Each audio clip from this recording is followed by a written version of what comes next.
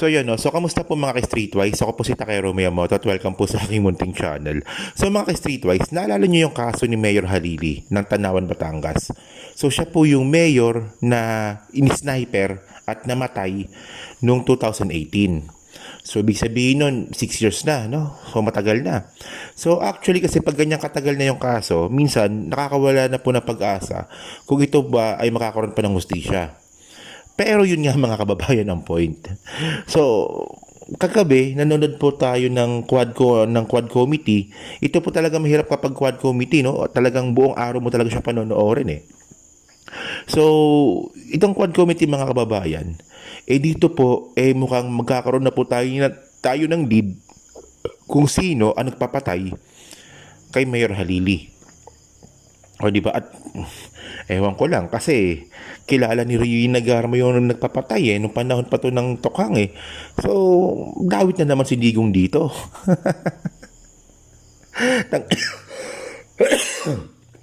Walang yang yan, no? So ito lang. Reference muna tayo.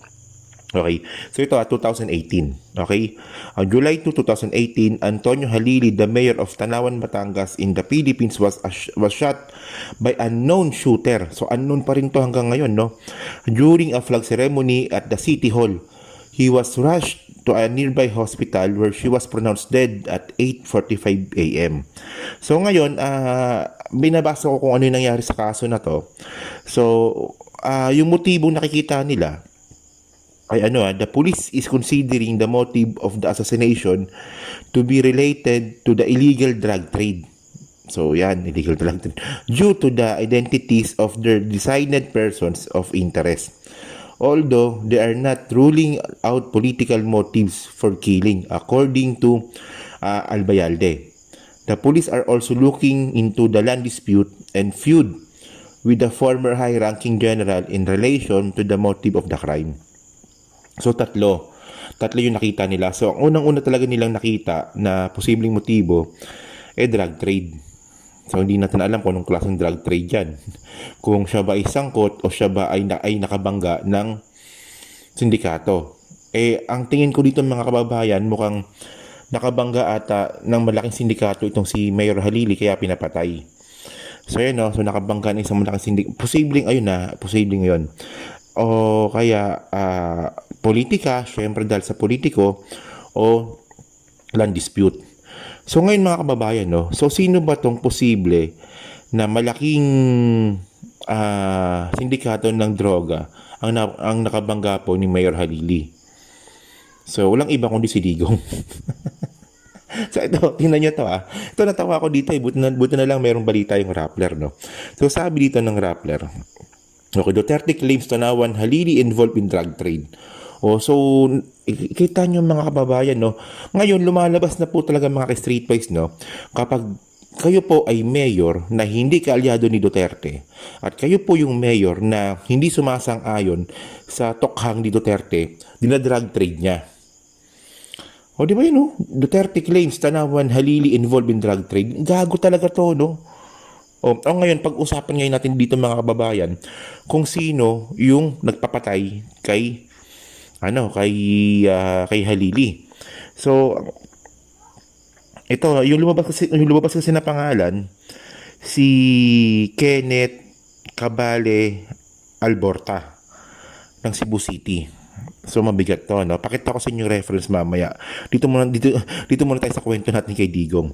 So may nakita sa akong article dito kay Digong, no? Sabi dito, no? Okay. Kanina si Halili kunwari ipapapreskon ang mga addicts. Siya pala yun. Duterte said on Monday, July 2 during the anniversary of Maasin City, Southern Leyte.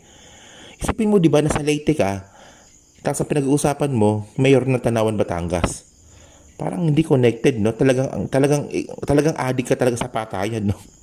So, sabi pa dito, he presented the shame addicts by parading him, but he was informed it was him. I suspect he was into drugs. I just suspect the president added in Bisaya.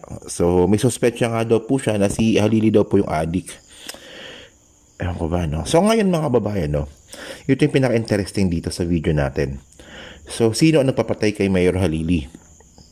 So, ngayon, merong pag-amin dito pangalan nito si Rui Nagarma. Okay, so ito.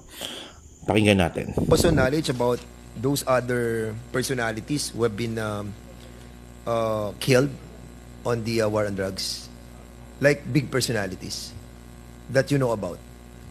Yes, Mr. Chair, it was a public knowledge. It was in the newspaper, like the couple na Odikta, di ba, namatay po yun.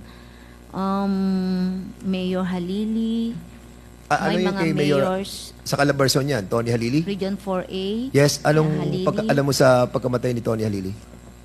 He was shot during the flag raising ceremony. Yes, and yes, says it was reported. Sniper po. So, what do you know about the... Chismis lang kasi, Mr. Chair. Okay. And I think imported. Kasi during that time po sa war on drugs, pwede pong tumawid yung mga operatives. So wala kang direct knowledge about it? Wala kang direct knowledge about it? Pinagmalaki kasi ng isa, sir, na sila. Sino yung nagmalaking yun?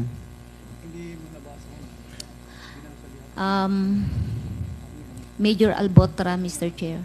Major Albotra of Region 7. Albotra? Yes. Of Region 7? Yes po. Ano pangalan ni Albotra? Major Albotra ng Region Colonel, 7. Lieutenant Colonel Nata. Yes, sir, pinagmalaki niya sa akin noon. Oh, talaga, sabi ko, how did you do it? So, kilala niya, mga kasama niya. At sila ang nagpapatay kay Tony Halili? He said he's in the team, Mr. Chair. So, it's a team that killed Mayor Tony Halili. So, it was According to really him. a planned, According to him, Mr. Chair. according to During Major. that time kasi, Mr. Chair, kung meron ng grapevine, like it would appear na it is a operation, nagkakaroon ng code of silence. It's real talk, Mr. Chair, sa PNP, tahimik na. Matatakot na yung iba, matatakot na rin. Even RDs would say na, oh, trabaho yan. Oh, huwag mong trabaho. They will just call you, and then it became a culture.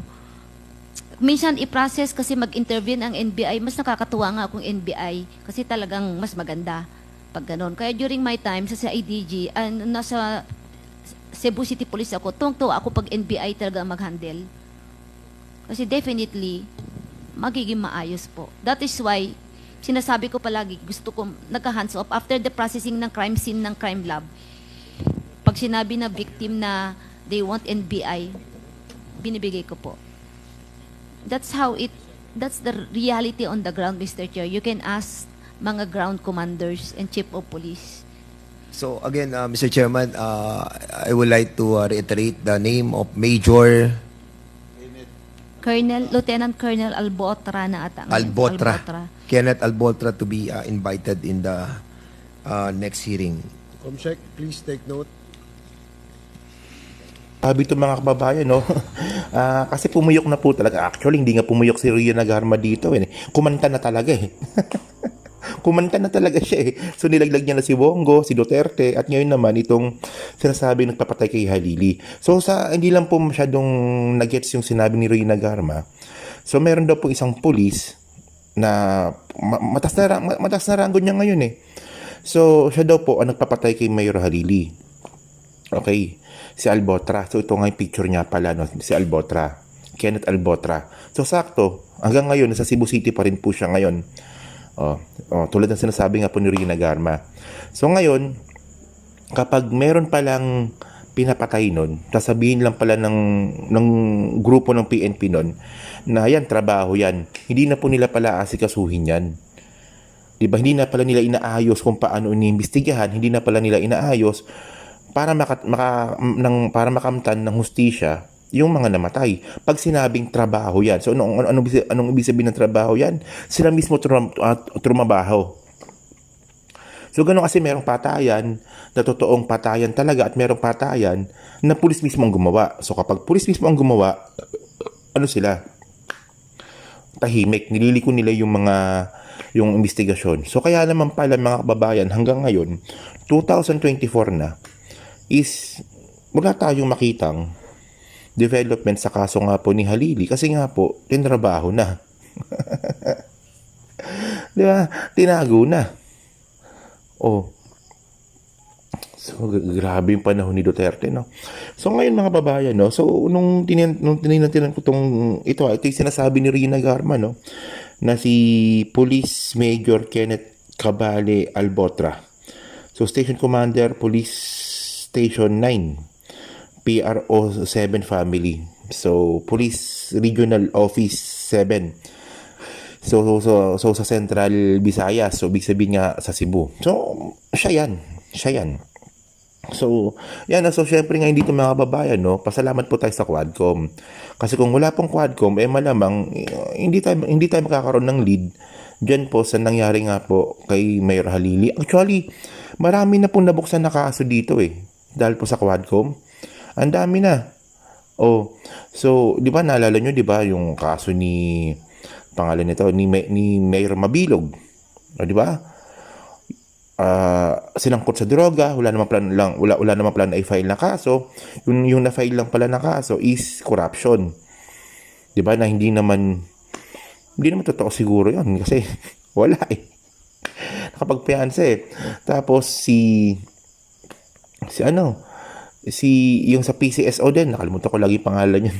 Si Wesley Barayuga. O nabuksan din yung kaso. At malamang pati itong kaso ni Mayor Halili mabubuksan din po. So, dun sa mga nagsasabing walang kwenta tong Quadcom, so tingnan nyo naman. 'Di ba? Kung hindi si Presidente Bongbong Marcos po yung naging presidente, malamang walang Quadcom. At kung walang Quadcom, nagbumuka pa rin tayong tanga. 'Di ba? So, yun mga ka-streetways na. So, kayo po ano pong masabi nyo nga po dito sa posibleng, ako kasi naniniwala ako mabubuksan tong kaso na to Naniniwala ako So, ano nga po masabi nyo nga po dito sa posibleng pagbukas nga po ng kaso ni Mayor Halili? Naniniwala ako kasi kay Barayuga nga nabuksan Maniniwala ako na pati kay Halili mabubuksan din po ito. So, kayo ba naniniwala ba kayo ngayon kay Rina Garma? So, yun mga kababayan, so pa-comment na po sa baba at binabasa ko pong lahat yan. So, hanggang sa muli po, so yan po sa Team Replay, pa-like, pa-subscribe, at kung di naman kalbisan, is pa-share na rin po ng video po na to.